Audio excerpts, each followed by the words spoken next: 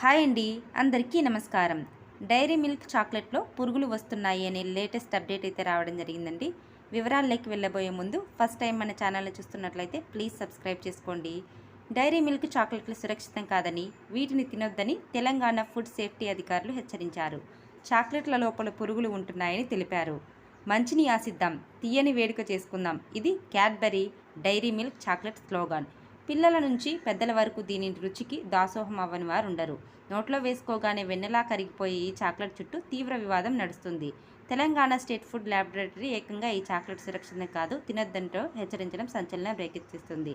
ఆకర్షణీయమైన కవర్తో చూడగానే ఆకట్టుకునేలా మిలమిల మెరిసిపోయే కనిపించే డైరీ మిల్క్ చాక్లెట్లు తినడం అంత సురక్షితం కాదని తెలంగాణ ఫుడ్ సేఫ్టీ అధికారులు హెచ్చరిస్తున్నారు.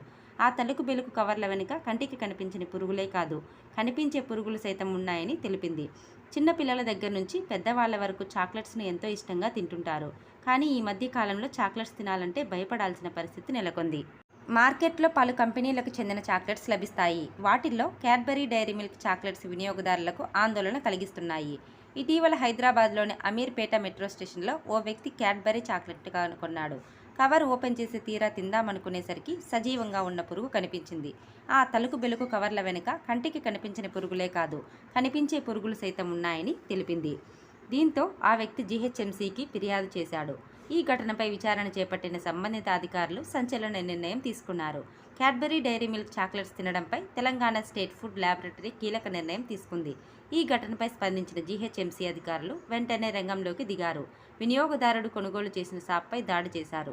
అతను కొన్న చాక్లెట్ల నమూనాలను ల్యాబ్కు పంపించి పరీక్షలు నిర్వహించగా షాకింగ్ విషయాలు వెలుగులోకి వచ్చాయి.